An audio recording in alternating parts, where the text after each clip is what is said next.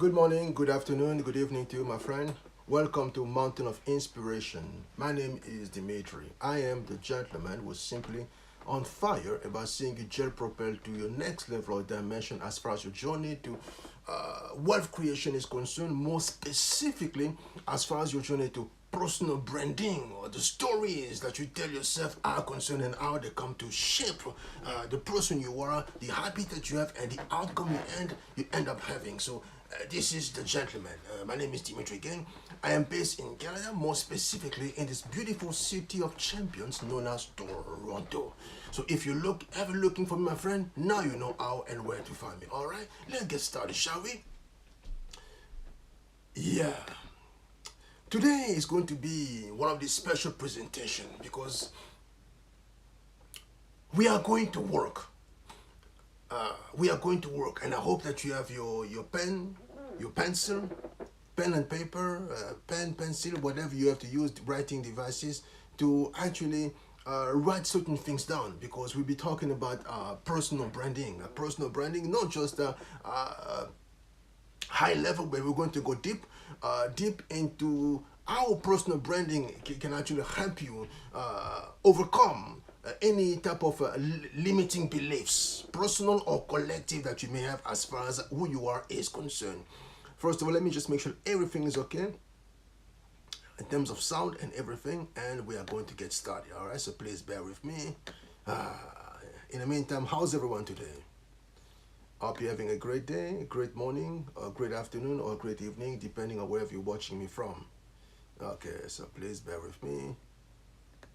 Okay, please bear with me. Let me just make sure. If you can hear me okay, in the chat, just give me a thumbs up so I can actually make sure that, yes, that we are actually live and everything is actually working just fine. Okay, perfect. Because for some reason, I don't have a feedback on my end here. Okay, so please bear with me. Okay. Sound is okay, I guess? Sound is okay. Okay, perfect. Thank you very much. So good morning to you too, Vanessa by Design. Good morning to you too, most amazing family, the amazing MNG. Good morning to you. Oh yes, I'm so happy to see you. Thank you so very much. So thank you very much. So today we're going to start talking about something really key. And I started talking about it yesterday briefly, but something happened here to stop the presentation. But today I'm going to go back over there and we're going to go really deep.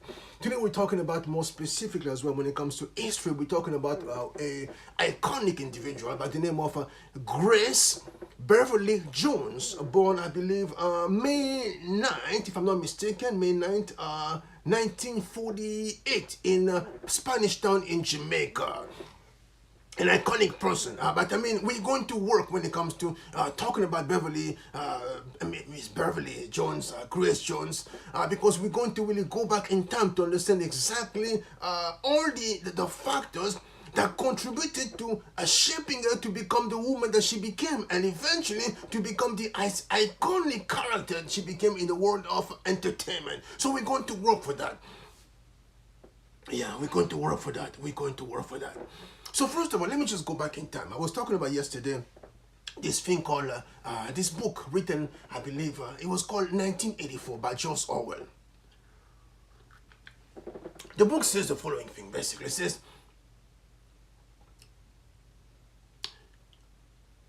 he who controls the past controls the future.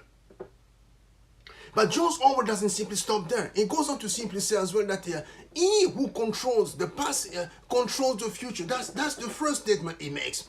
And the second statement he makes, he simply says the following. He says, he who controls the present controls the past. Quite an intriguing statement, but so true when it comes to all the different things that are at play when it comes to who we end up becoming and how we end up acting as far as society is concerned, and as far as our role or place in society is concerned. Because if you don't know how the past is contributing to shaping you to be the man or the woman that you're going to be in the future, you will basically standing there and not know exactly what is happening to you. You will think that you are in the driver's seat, but you are not even actually sitting next to the driver. You are sitting somewhere in the trunk or someone in the back and someone is driving you. That's number one. If you don't know your past, and if you don't know your present, and if you don't know what is happening to you in the present, you are not going to be in a position where you're going to be able to control how to look at the past and to now reshape the past, to reshape you to become the woman or the man that you are called to be. This is very important to understand, especially now. Because a few years ago, when this gentleman was in power, I believe the 45th president of America, Donald Trump, when he was in power, he used to talk about this thing called fake news, and people used to say, yeah, my goodness, why is he talking about fake news? There's no such thing as fake news. But eventually, we came to realize that, yes, as far as even the media are concerned, as far as history is concerned, as far as access to information is concerned, everything seems to be compromised. So you have to know exactly your sources when it comes to what you call information. You have to know your sources when it comes to what you can qualify as truth. Because if you don't know your sources, if you don't know the agenda beyond your source, you're going to be espousing or embracing certain truths that have absolutely nothing to do with who you are and nothing to do with what you're trying to achieve. And this is absolutely true. A few days ago, I was talking about business with some business people in Toronto, and this is what a business person said to me. He says to me, "We are in real estate in Toronto, but even as real estate people now, we have come to understand, in light of all that's been happening around the Ontario government, basically, in America they call it state, but we call it province. Within the province of Ontario, we have come to understand that, yes, we have to now look at everything through different filters. So basically, we have to filter information that we receive in order for us to actually get to the bottom of it, because otherwise, you don't know if someone is actually feeding you propaganda, you don't know if someone is actually feeding you just crap, and you can be making your decision as a business person based on propaganda or quote-unquote crap. You have to know exactly what is the agenda beyond what you're actually being feeding, what you're actually being fed, and you have to know exactly where they want to take you. Because if you don't know that as a businessman, you are basically all over the place. And I believe that was just brilliant, because when it comes to personal branding, there are two key factors we have to understand, we have to actually take into account. There are what we call the contributing factor, or the external factor, and the internal factor, which are basically the determining factor. The contributing factor, of course, it is the environment in which I live, the space in which I live. So right now, I'm in Ontario. Right now, I'm in Toronto. Right now, I'm in Canada. So basically, this is the contributing factor. This is the external factor. I live in a place that basically what it is. So the people around me think and feel and act a certain particular way, which has absolutely nothing to do with where I was actually born and raised. So this is now my new environment I need to be aware of. These are the contributing factors. So beside that, there's also what we call the determining factor. So basically, what my own personal choices and how I decide to actually be as a person, how I decide to think as a person, how I decide to speak as a person. So my personal branding is going to be the interplay between this determining factor and the external factor. Because if I don't know what is at play, if I don't know what is happening on the outside, I may believe that I'm all of this, but I don't understand how the external environment is actually shaping me to become a woman or a man completely different. Completely different. Let me just slow down again to say hello to a few friends again. I have Junkyard Gamer is in the house. Thank you very much for being here. I have Nahid Vlog is in the house. Thank you very much for being here as well. So I appreciate you. Now, we're going to go back to this amazing, iconic person by the name of Grace Jones, and how she used basically this thing called personal branding to establish herself as an iconic person, and more specifically, to go on to simply overcome any type of limiting belief that she has as far as who she was meant to be is concerned. We're going somewhere. I was saying to you that she was born in 1948, but I'm going to actually go even far beyond that to actually come to paint a very good picture of the environment, or basically the external factor or the contributing factors that she had to deal with when she was born in 1948 and eventually when she moved to America in 1963.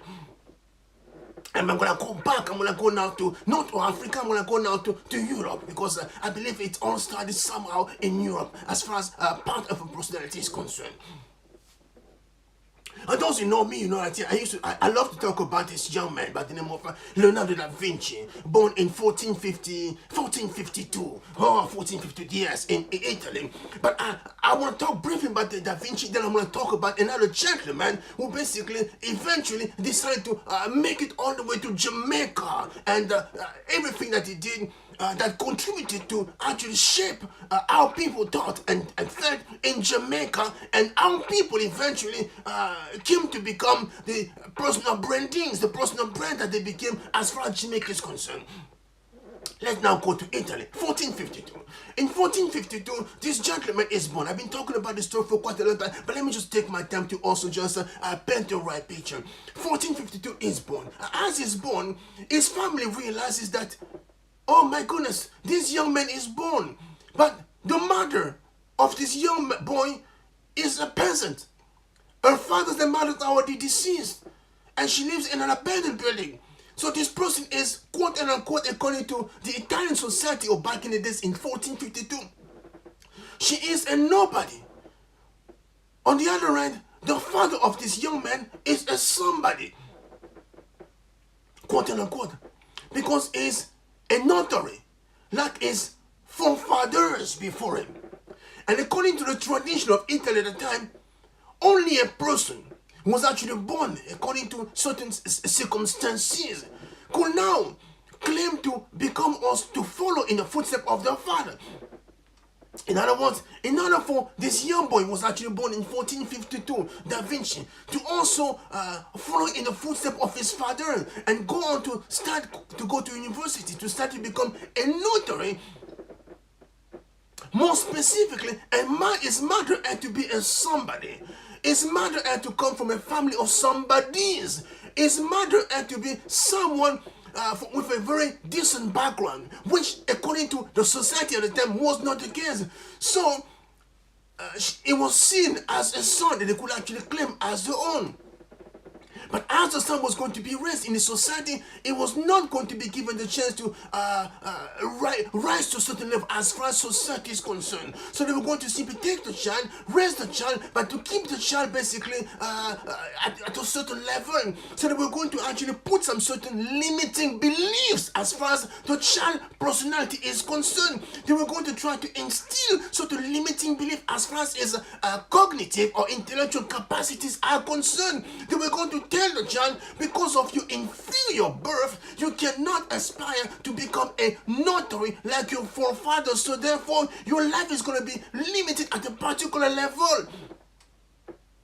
So he went to school, and by the time he was 13 or 14, he realized that yes, he was not going to make it to university. So now they were now looking at him to see what kind of propensity or what kind of skills he was going to demonstrate, so they could actually guide him properly. So Da Vinci started basically borrowing or stealing paper from his father's study. When his father will actually be out of the office, he will go into his father's office, take some paper and pencil, and go into the wilderness to paint basically what they will actually see in the wilderness. So eventually, his father realized that my paper is missing, my pencils are missing. Well, what is happening? So he goes to do some investigation. He finds out that his son, Leonardo, has been going to the bush and the wilderness to simply paint the beautiful mountains around where they were living. The father looked at the paintings and simply says, this is amazing. Oh my goodness, I'm going now to take you to school so you can actually learn to become an artist, because that's exactly, I believe, who you are going to be. So they take him to master, his name will come back to me, a local master, to actually groom him or to actually mentor him to become the best of the best as far as being an artist is concerned. And as this is happening, Da Vinci very quickly realizes that yes, I was groomed to be at this particular level. I was groomed to know that yes, I cannot go past a certain limit. But as I'm using my hands, to paint all these different things, I'm realizing that yes, I am blessed with a superior brain. I was not just called to be an artist. I was not just called to be painting stuff or sculpting stuff. I was called to be more than that. I was called to be much bigger than this. I understand. I live in a society that says to me that yes, because your mother was a peasant, you cannot become a notary like your father because it was just an affair. And because you were the son, or he was a quote unquote an illegitimate son, you cannot become a notary. But I can see that my brain is still functioning very well. Slowly but surely, this young boy that was born in 1452 started now doing things to simply amaze or to wow the people around him, to realize that yes, he was quote unquote an artist, but this gentleman came to be known as basically a genius as far as society is concerned. Because back in 1400s, this young man was able to use his own perspective to simply now just propel himself into the future. 500 years later, all this from an assignment. It was called to simply draw a picture of angels by his master. And as he started drawing a picture of angels, he says, I need to make this picture as realistic as possible. So I need to see how the wings, that the perception of the angel as to be structured. How can I actually see how the wings are structured? I need to observe a bird in order for me to see how the wings are structured. So he goes in the market, he's actually watching the birds in the cage. Eventually, he buys the cage and the birds. He takes the birds home and he starts studying them closer to actually see how the birds actually wings move. And one thing leads to another. He simply said to himself, my goodness, as I'm looking at these birds actually in the cage, as I'm looking at the movement of the birds in the cage, I'm starting to think to myself, is it possible that one day mankind will be able to fly in the air? Of course, back in the days, people say, you are completely crazy. You are the reason why people like you cannot become notaries. Because the genes or the genetics that you're carrying within your body is inferior because your mother was a nobody. So only someone who basically doesn't think straight can be saying this kind of foolishness. They say to the young Delado, you're saying foolishness. He says, okay, that's true. He was left-handed. He says, I live in a society of people who are basically, they are beyond as far as time is concerned. I'm ahead of them, but I don't want to actually antagonize anyone. I don't want to alienate anyone. So what I'm going to do, I'm still going to take my pen, my pencil, and my paper. I'm going to go somewhere in the wilderness and hide. And as I'm writing my notes, I need to write in a way that's going to be very hard for anyone, even if they get a hold of my books, to actually understand what I'm saying. So writing with his left hand, he says, I'm going to start writing backward. Instead of writing from left to right, I'll be writing from right to left and make my handwriting so hard to decipher that I alone can understand exactly what I'm writing. So in this, he started putting together sketches or ideas about the first structure that was going to allow mankind to actually fly in the air. And this structure, this idea came to be consulted in 1900 by the Wright brothers when they were about to put the first flying structure to go in the air. Because they realized that indeed, there was a man that was so ahead of his time that actually put together something they had to consult, and that basically what happened. But the man was basically 500 years early as far as his time is concerned. But why am I talking about Da Vinci when I'm here to talk about Grace Jones? Why am I here to talk about Da Vinci when I'm here to talk about Grace Beverly Jones? And if you've been to Jamaica, you know how it goes. There's an official name and there's an unofficial name. Grace Beverly Jones, she was eventually people start calling her Beverly because they say Grace is too fancy when I call you Beverly. But as things arrive in Jamaica, because Jamaica, they love to provoke one another. They say, we look at your skin. Your skin is like it's a very particular texture. It's a very, not texture, but basically different complexion. We realize that you are so dark as far as your skin is concerned, that from time to time in the dark, all we simply see your eyes and your teeth, and we see you moving all over the place. So we're going to start calling you Firefly. Firefly was basically the first nickname that they gave you in Jamaica. But if you just look at that like that, you will not come to really fully understand how she became the iconic person that we know today as Grace Jones, and how she went on to basically shatter and to smash many ceilings and to actually ascend to a completely different strata. Again, let's go back to Italy, because that's exactly what I want to go first. 1450, that was actually Da Vinci. But before we go to Da Vinci, we have to now digress a little bit and now go to 1451. 1451 is when another young man in Italy was born by the name of Cristoforo Columbus. As Christopher Columbus was actually born in some society, he also realized that, yeah, this is a society where they tell you cannot go outside of your family lineage. You have to stick with what your father is doing. You have to, if you are born basically to a legitimate mother and father, you have to stick to what your father is doing. And he knows very quickly that, yes, my father worked with his hand. So I have to stick to basically that. I have to just be a man working with my hands. But very quickly he realizes that we live by this place, by the boat, and I see sheep going back and forth. So I says, how about I become much more than just working my hands? How about I aspire to become much more than just this? So he starts challenging basically the status quo. He says, how about I see myself as someone who's going to become much more than just putting together things that my dad put together. How about I start seeing myself as a captain? His father eventually simply said, yes, this young man is crazy. We're going to give him the resources to allow him to actually go on to become a captain as he wants to do. He becomes a captain, but the background is the society that simply tell you that, yes, we are a society where everyone has to know their place. We are a society where everyone has to know their place.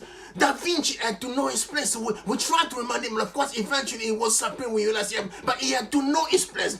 And we tried to contain him by telling him he could not become a notary. This young man, Cristoforo Columbus, is also an Italian. He wants to challenge the status quo. He wants to go on to become much bigger than his father. We're going to simply try to put together something to contain him. So this young man decides to leave Italy and start traveling the world. He goes to Portugal and all over the place. And eventually he said to himself, I realize there is a problem between Europe and access to supplies. I understand that we need certain things coming from Mumbai and all the way in India. The only way for us as Europeans to get access to this, we have to go to the eastern route, which is controlled by the Turks, and basically making life very difficult for Europeans. So we have to find another route. In the meantime, we simply basically destitute. He started looking at the ocean, and he started seeing debris coming to shore. He said to himself, if the debris are coming to shore, that means somewhere there must be a land going to this part of the world. If I go to this one, I can find another land that's going to give us access to India. So in his mind, I'm going to basically circumvent the world to go to India. He started looking for people to actually bankroll his idea. Nobody's actually paying him any money until eventually he goes to this country known as Spain, the Kingdom of Spain. And he goes there. He sat down with the Queen and the King of Spain, and he shared the idea of actually going to India through the western route. They said to him, we're listening to you, so what is your idea? He says, yeah, this is what I would like to do, and so I need access to resources. The king listened to him, the queen listened to him. They says, we know that Europe is a society of place. You have to know your place. This young man is ambitious. He wants to go and discover the world. That we respect that. But in his mind, he's believing that we are going to simply give him resources, and according to the contract, the terms of the contract we're going to sign, we're going to also let him become the governor of the new place he's going to actually discover. We say, on paper, that's what we're going to do, but we know exactly what we intend to do as far as this thing is concerned. If he succeeds and he come back with proof that whatever he has discovered exists, we're going to simply find a way to simply circumvent this guy, because he has to know his place, and because this is how Europe is actually designed. Eventually, 1452, this young man has been given access to resources to actually travel to India, going the western route. He starts selling with 3 ships. one called La Nina, La Pinta, and Santa Maria. And he starts sailing towards this part of the world. Eventually, he makes it. He discovered the part of the world known today as Mexico. As he gets to Mexico, he realizes that yes, they have gold, but gold is basically limited quantity. And we know exactly what happened. That was 1492. And he goes back to Spain and let them know that this is what I've discovered. They said, that's fine, we're going to give more resources. You can go back and try to discover more land. That's what they do. Now, this is what's going to happen. 1495.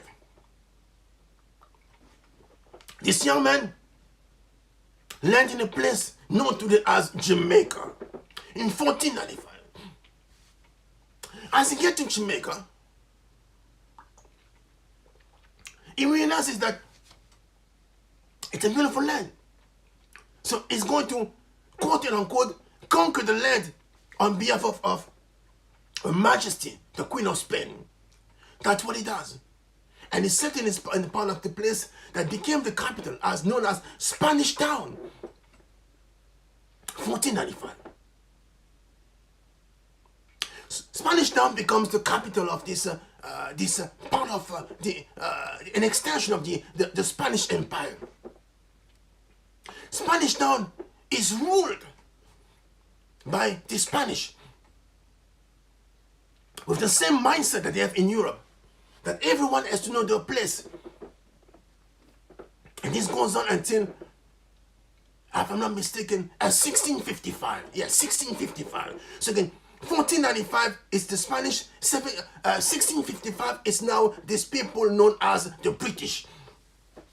The British people come, they says, no, this land is too beautiful. As a matter of fact, the Spanish don't really pay attention because they're looking for gold, but we simply go to conquer the land because we love the land. They conquered the land in 1655 and they became now the new sheriff in town. At the new sheriff in town, they put basically together a structure, and the structure is basically to cause the people in Jamaica to start living according to British values. And one of the values was simply what they call, the religious views, more specifically the Anglican Church. So the Anglican Church is now exported to Jamaica. So Jamaica now is now ruled by British, and the Jamaican people are basically now taught to think, feel, and to behave like British, because they are now part of the British Empire. And this goes on until about 1785. 1785, something really key happened. The British simply said to themselves, Spanish Town is amazing, it's great, but as far as our ambition is concerned, we're looking for a place to use as a capital that must be much better positioned than Spanish Town. So we're going to move the capital from Spanish Town to all the way to Kingston. Spanish Town will still remain Spanish Town, but we're going to move the capital now to Kingston. That was in 1785. As this happened, eventually, this is the place where this young girl came to be born in 1940 by the name of Grace Jones.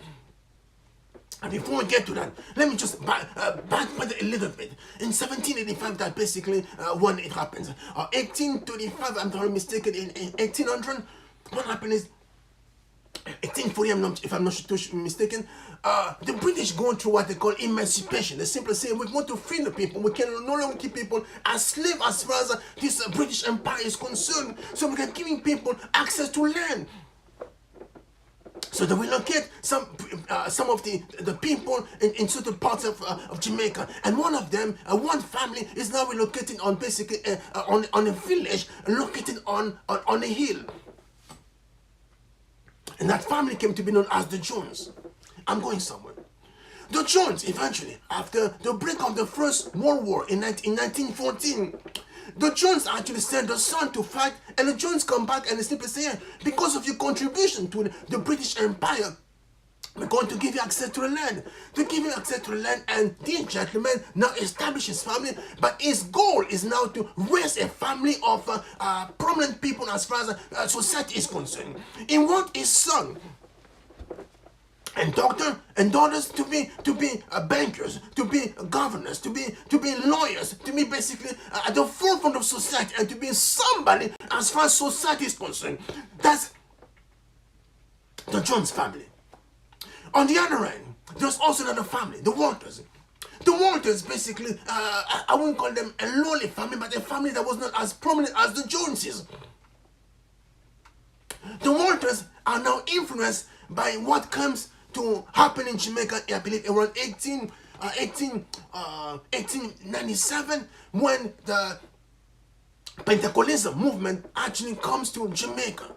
And when Jamaica now start espousing the ways of America when it comes to praising God, what do we call happy clapping church. Oh my goodness, people simply go to church and say, oh yeah, that's the Walters. The Walters very quickly established themselves as the leader of this movement. They started a church, and the church is actually growing very well. Eventually, the son of the Jones decided to fall in love with one of the daughters of this gentleman who was actually the bishop of the local church. And eventually, as he falls in love, his father, the Jones, disowned him and said, because I can see my son being part of this happy clapping church movement. My son, I'm going to disown him. So he's not going to be part of anything to do with this new family. As they get together and they start having family, this is now the family that's going to give birth to all these children, including Grace Beverly Jones, born in 1948 in Spanish Town. Why am I actually taking the time to go through history? Because if you, again, as George Orwell said in his book 1984, he who controls the past controls the future. He who now controls the present controls the past. So you have to be able to position yourself in history in order to see where you're coming from and where you're going. Number one. Number two, more specific when it comes to the term that we use when it comes to personal branding. You have to know what's at play between the external factors, so history and the environment around you, and your internal factor or the determining factor. Yes, I want to be this, but this is now the environment in which I live. So I have to make sense of what is happening around me to understand myself, basically as far as my micro, so M-I-C-R-O, my micro truth are concerned. And also as far as the macro, so M-A-C-R-O, micro truths are concerned, because it is the interplay of these two things that will then give me the chance to become all that I'm called to be as far as my life is concerned. Alright, let me just slow down a little bit just to greet the people that basically are online right now, because I think as far as this thing is concerned, I'm going to stop you right now and we're going to continue tomorrow, because in order for you to understand really who Grace Jones is concerned, I had to go back in time. I had to go back to 1451 in Italy to tell you about this young man, Christopher Columbus, the society where he was coming from, and how he eventually got the chance to start traveling the world in 1492 with his three ships, La Pinta, La Nina, and La Santa Maria, and how he eventually made it to Jamaica in 1495.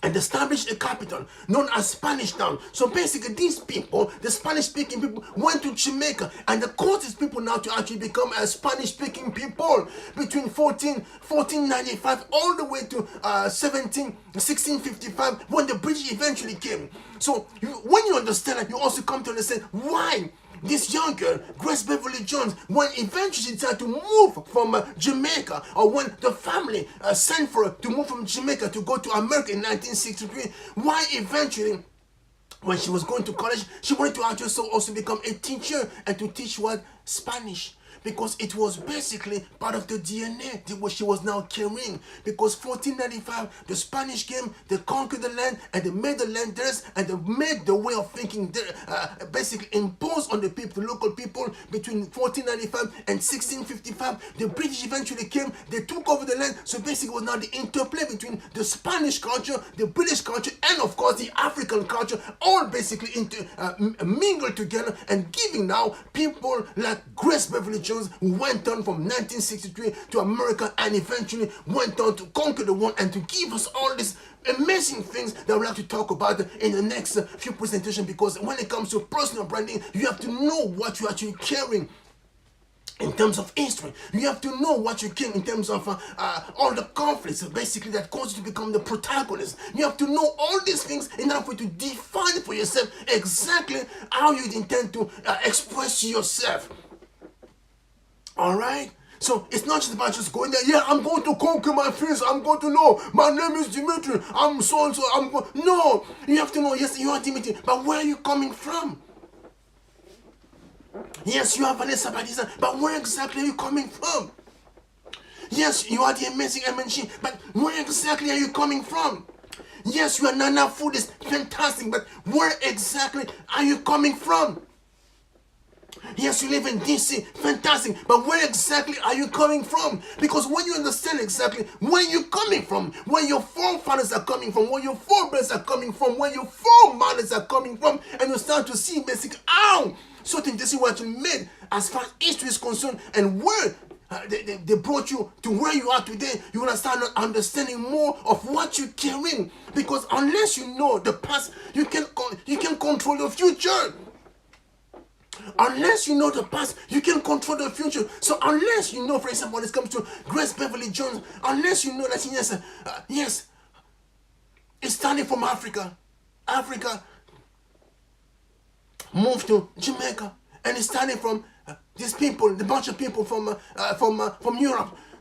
Christopher Columbus and his buddies, they moved to Jamaica in 1495. They start eventually bringing more people from Africa to this part of the land. And eventually, 1655, the British come and they take over. So the British also decide to bring the Anglican Church. The Anglican Church comes and take over. The Anglican Church eventually come to realize that yes, there's also this movement known as Pentecostalism coming from America, where people say, oh yeah, praise the Lord. And this movement came to challenge the establishment, because the local people simply saying, no, the Anglican Church, in order for you to become somebody, you have to actually go study for so many different years, and you have to have this particular background in order for you to become part of the leadership. Whereas if you go to this Pentecostal church, you can become somebody despite anything you may have. And these are the things that basically came to shape the Jamaican society and came to shape the people that Jamaica actually gave birth to between, I would say, 1900 and 1960. And these people came eventually, came to the forefront to actually make history the way that we know. And tomorrow, if you stay with me, I'll be telling you more about Grace Beverly Jones and how she went to America and started making certain things happen. She came to America in 1963. She realizes very quickly that yes, I'm ahead of my time, because most of my friends in high school are still behind because they start school late. But why did people in America study school late? Only because if you understand Jamaica very well, because in Jamaica they had to start school earlier. Why? Because in Jamaica, as soon as a girl starts having a first period, she's ready to be married. So in Grace Jones, he talked about her marriage. She says, my mom, by the time she turned 16, 17, she was too old to get married. Because by that time, 12, 13 girls, as soon as they have the first, they have to get married. So my mom was basically, she was an anomaly.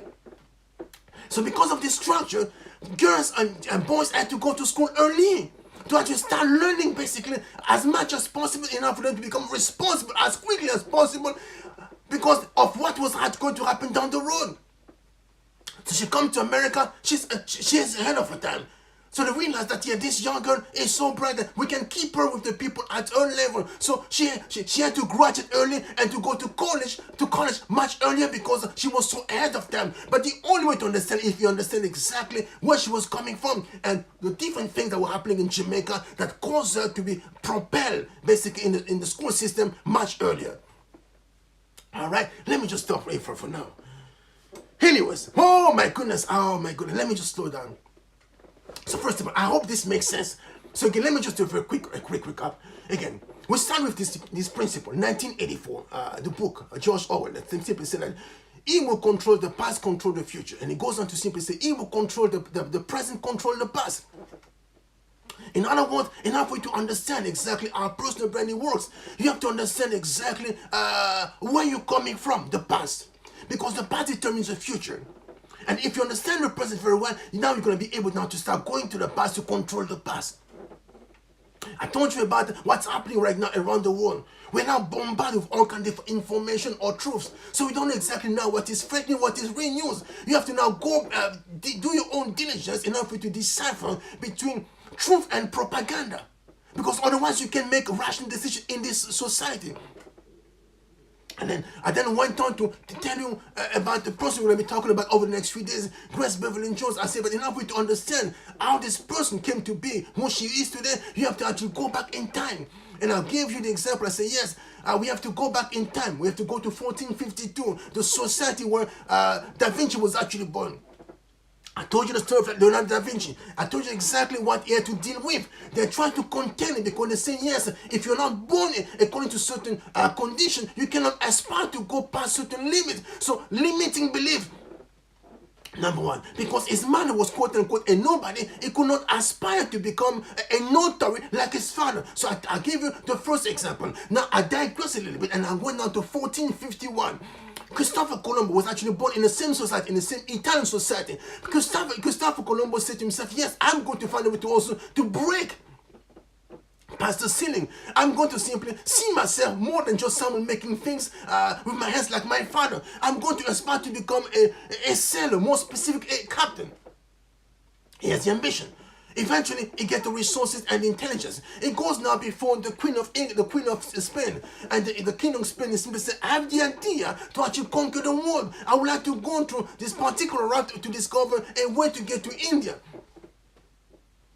They gave him the resources, and eventually, 1492 is now set to sail. He has two ships, La Nina, Santa Maria, and La Pinta, and he starts traveling. He goes to Mexico, and from Mexico he comes back. Eventually, 1495, he discovers, he lands eventually in this place known as Jamaica. And from 1495, the Spanish decide to actually put the flag in Jamaica and simply say, "This is now our land." So then I started teaching the local people how to speak Spanish, and they call the capital of the new conquest, they call it Spanish Town. So between 1495 and basically 1655, all the local people are basically educated and taught to feel like a Spanish-speaking people. 1655 comes, the British come and take over, and from that point it goes from Spanish-speaking country to now English-speaking country, a more specific English-speaking country / Anglican country. So it goes on until I believe 1835 or 1897 when the Pentecostalism movement actually comes into Jamaica. Now we have a divided society between the Anglican church and the Pentecostal church, and these two things now are the two reality now came to shape the people that were born between 1895 or 1897 all the way to 1948 when Grace Jones was actually born. When she was born, eventually, then that's when history became even more interesting or more intriguing, because she had now to find a way to also break the barriers and simply say, yes, these are the limiting beliefs of my society, but I'm going to go above and beyond this. I'm going to go above and beyond. I'm going to overcome these limiting beliefs. And this is something very key. Let me just now go back now to the comment. So again, in order for you to understand who you are, Coach Mimi Dabo, you have to understand exactly where you're coming from. You could be right now in New York City, you could be right now in Syracuse in America, but you have to know exactly where you're coming from when it comes to your forefathers and foremothers. What is the background? Where exactly were they coming from? So how exactly they lived from where they were all the way to America? Number one. And you also have to understand exactly where you are now, because once you understand where you are now, you can now learn control the narrative of the past and eventually be able to control the narrative of the future you want to also create for yourself. All right. Yes. Coach Midabo simply say, unless you know the past, absolutely. Yes. Where exactly are you coming from? Absolutely. Great question. As far as I'm concerned, I make a point to simply study myself. To study myself, not just as an individual living in Canada, but as an individual coming from where I'm coming from. Yes, I'm in Canada. Yes, I've been living in this part of the world for close to 30 years now. That is true. But at one point I have to ask myself the question, where exactly was I born? What was the psyche of the people where I was born? What was the environment in which I was born? My formative years, what kind of society was it? I need to know all the different things. So before I can also understand my formative years, so before me, what was happening within the society? In 1960, what was happening? 1950, what was happening? In 80, I need to understand all these things, because unless I understand all the different things, it will be very hard for me to come up with a very intelligent personal brand that's going to shape me to become the man I'm called to be and to have the habits and the outcome I so desire. So you have to go deeper. You have to study yourself to show yourself approved. So when I say to people, it starts with just taking a pen and paper and writing things down as to what you want. It is true. You have to know what you want, but you have to go deeper. Take pen and paper, simply say, yes, I am so and so. I have to do identity shift. Yes, that is true. I have to do an identity switch. That is true. But in order to really switch properly, you have to understand exactly what you are carrying. Because how can you switch anything about the car that you're driving? But if you don't know the structure of the car, if you don't know the history of the car, if you don't know how the car is put together, if you don't know what was happening when the car was put, how can you change anything about the car unless you also study the vehicle that you actually bring into the equation? And that's precisely why I took my time to go back all the way to 1451 and to walk you all the way to 1948 in Jamaica in Spanish Town to just give you a glimpse of what we have to do as far as we are concerned ourselves in order for us to really understand exactly what we are carrying in terms of history, in terms of baggage, and what we need to do in terms of soft work or internal work to determine exactly, yeah, this is what I want and this is what can stand and this is what needs to go. And this is exactly what I'm going to replace it with. And that's exactly why I took my time as far as this is concerned. Yes, let me just read the comment very quickly. Yes, there is definitely an interplay between a micro and absolute. Yes, because here's the funny thing. Grace Jones came to America in 1963, right? 1963 also the year when John Kennedy was actually assassinated. Now, number one. 1968, as a matter of fact, she was also in the same city as Martin Luther King when he was also shot. So she was there and she knew exactly, she experienced also the backlash of what happened shortly after he was assassinated. So he was also in the country when, what's his name again? The other Kennedy. My goodness. Robert Kennedy was actually assassinated in 1968.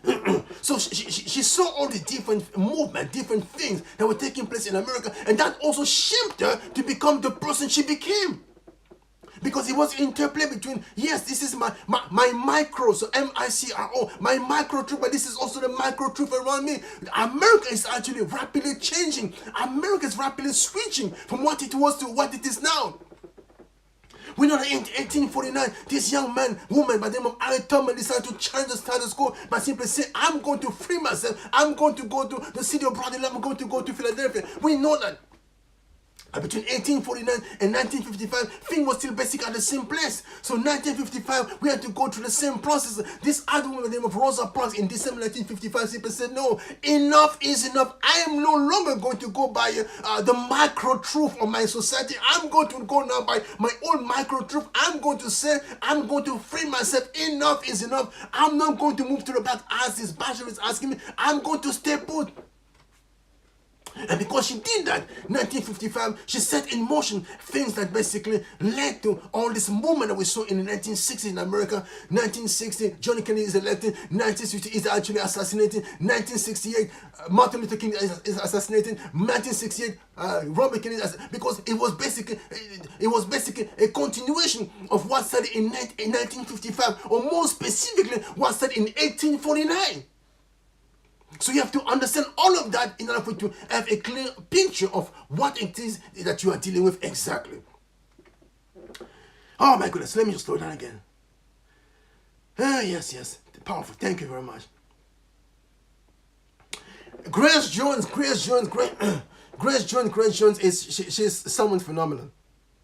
Let me tell you what. I'm just reading comments from Coach Minda, but she said, I'm learning from Coach Grace Jones. She's someone phenomenal because you know what? She sang a few songs.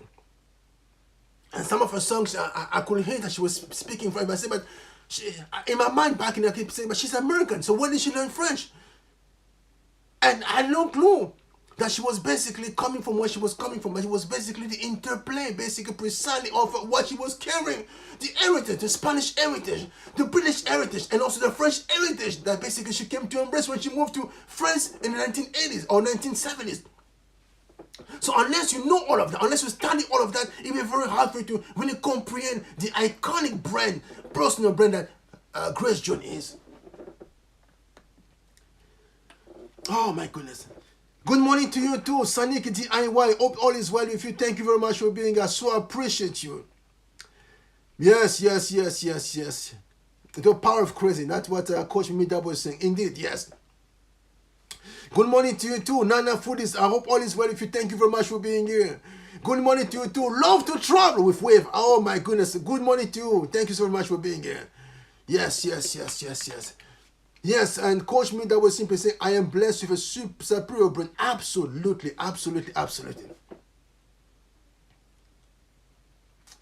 Junkyard Gamer is simply saying, yes, I have no clue what's going on. I need coffee to figure this out. I hope you were able to figure it out. Thank you very much. Thank you for being here. Oh yeah, Nana Foodies, thank you very much for being here. I so appreciate you. And Coach Mida was simply saying, you love Leonardo. I appreciate the gentleman. He is a genius, but he's also basically he's a marker as far as history is concerned. Not just in terms of culture, but also in terms of science. He's a marker. Da Vinci was so ahead of his time. He was so miles ahead of his time that when you come to understand what Da Vinci was actually putting together, you come to understand that yes, it was just a genius. It was just a mark as far as history is concerned.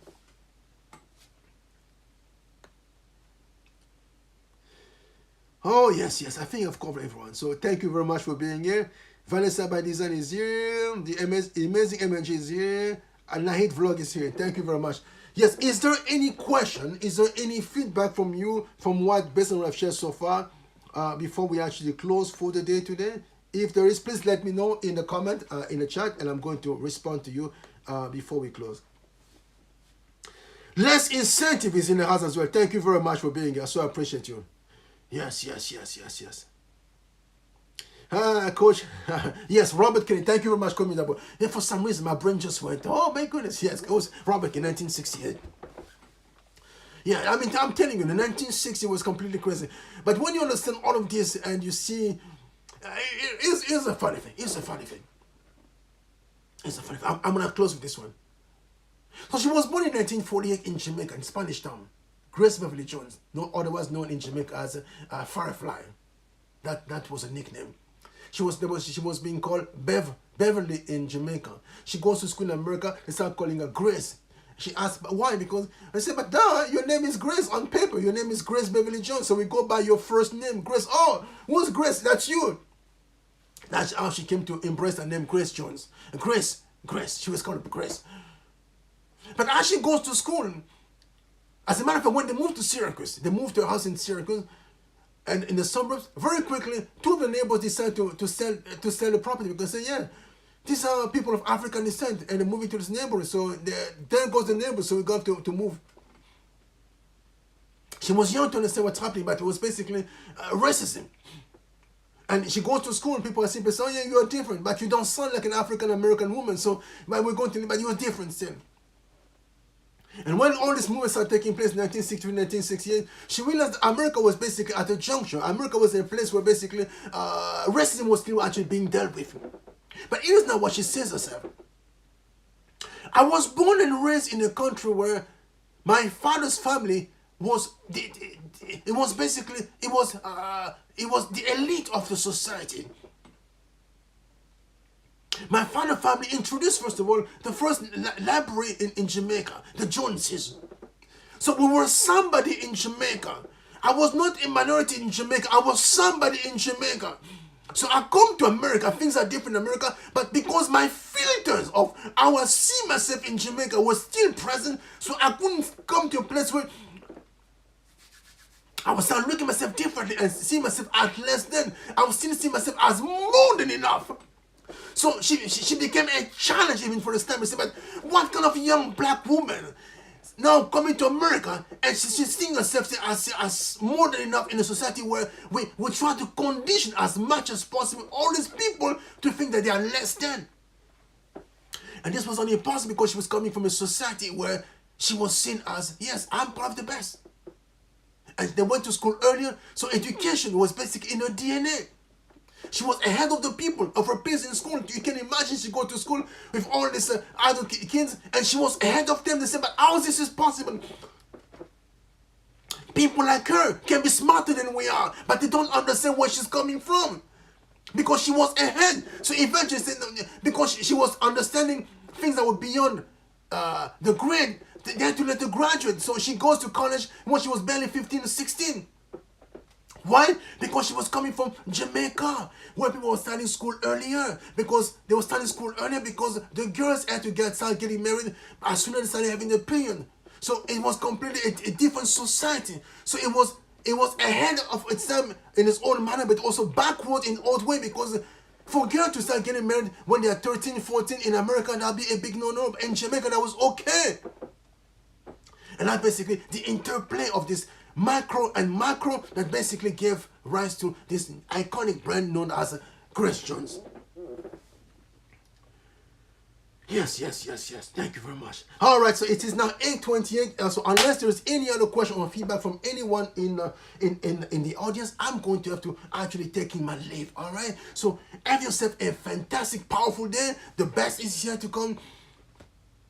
And then for the best we manifested, you and I have to be intentional as far as what we do is concerned. And in this season, we have to be intentional when it comes to understanding where we're coming from. Because as this guy says, he will control the past, control the future, and more specific goes on to say, he will control the present, control the past. So you have to know exactly what you're carrying as far as your DNA is concerned. The DNA of your forefathers, your foremothers, forebearers, so you can know exactly why you're behaving a certain particular way. And now, with this in mind, when it comes down to your own micro truth, when you look at yourself, you have to start understanding exactly what it is you want to build, and you start writing on paper. Says, this is who I am. This is where they are coming from, and the interplay is basically what I need to put together in order to manufacture the best personal brand that's going to allow for me to rise to the top and make history the way I so deserve. All right, much love to you. I'm going to be taking my leave right now. I'll see you tomorrow 7:30 Eastern Standard Time on the same channel. Take good care. Oh my goodness, please bear with me.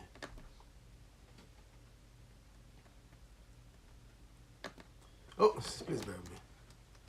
Sometimes technology can be very finicky.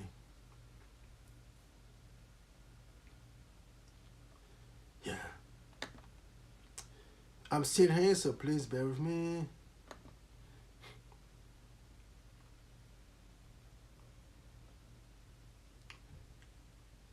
Yes. Okay. So